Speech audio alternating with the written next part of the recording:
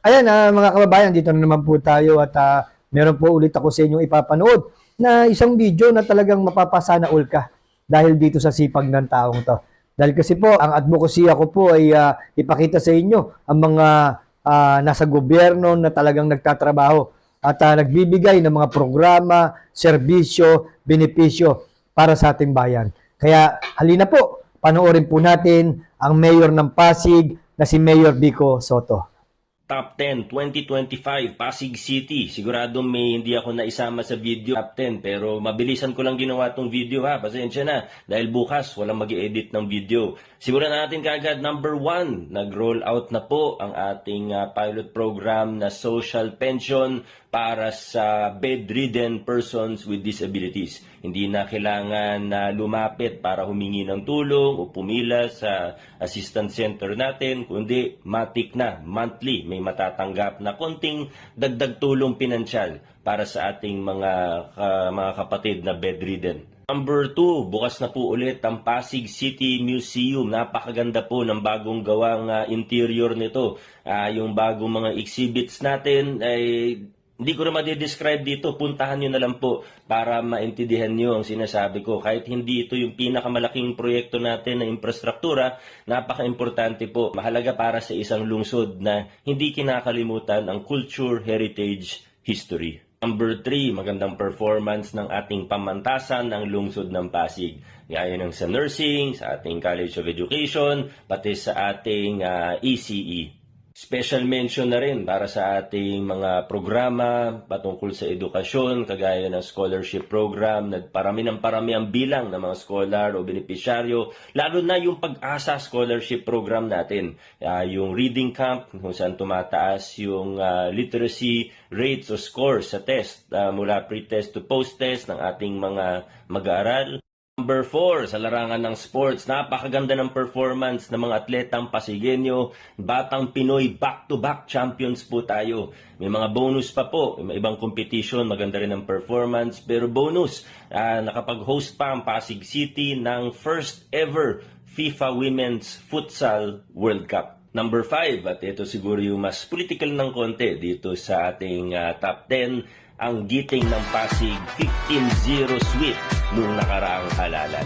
Naniniwala po ako na ito ay statement nating mga Pasigueño na ayaw na natin dun sa mga lumang kalakaran, ayaw na natin sa traditional politics, at gusto natin dire-diretso tayo tungo sa mabuting pamahala at makabagong politika. At hindi rin siguro nagkataon na noong nakaraang DILG NCR Urban Exemplar Awards, special mention po ito, kinilala ang ating Sangguniang Panlungsod o City Council bilang Most Improved City Council. Tulong ni Vice Mayor Dodot at ng mga konsehal ng giting ng Pasig, mas umaayos ang proseso natin sa City Council at nagiging mas maganda rin ang output nila.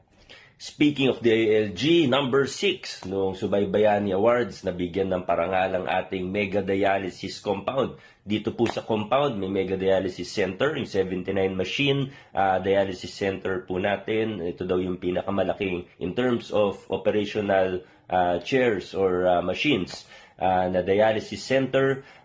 Nandito rin po yung medical depot natin at yung bagong inaugurate din na food and water testing laboratory. Nasa compound din pero number 7 na ito ang ating Magokoro Elderly Care Facility na nagsisilbi sa kasalukuyan bilang parang daycare facility para sa mga elderly na walang kasama sa bahay o mga homeless at iba pa.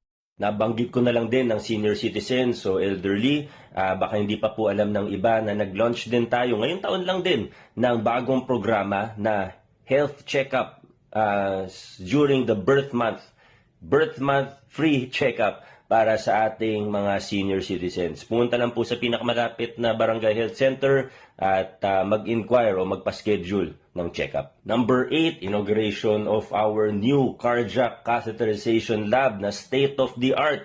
Ito po is PCGH. Sa totoo, marami tayong bagong pasilidad, bagong infrastructure projects, hindi na naman isasama sa listahan, katulad na lang po ng Ice Hub, katulad po ng mga bagong multi-purpose with basketball court sa multi-level sa Palatio, sa Santa Lucia, Number 9, Pasig City collaboration integration with the National ID, PhilSys. Meron naman akong post tungkol dito na mas naipaliwanag siya. Ginamit na rin natin to sa pamaskong handog.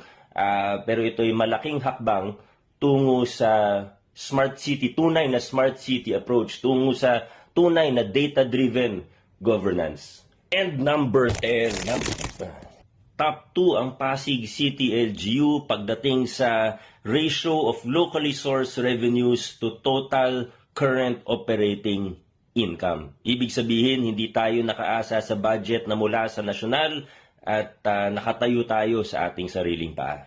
Honorable or special mention din ang ating iba't ibang mga award na nakuha ng iba't ibang departamento ng lungsod.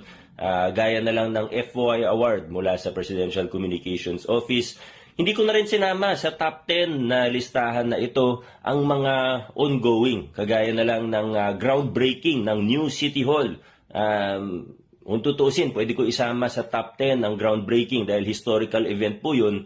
Pero ang hirap pagkasyahin sa top 10 Kaya yung mga ongoing project gaya ng bagong command center, health center sa Isantos at San Jose at marami pa pong iba, hindi na muna natin sinama dito sa listahan. Ayan po mga Pasigenyo ang ating top 10 para sa taong 2025 sa ating lungsod Pasig. Sana nag-enjoy po kayo sa ating video. Kung meron akong nakaligtaan, pakilagay na lang po sa comments.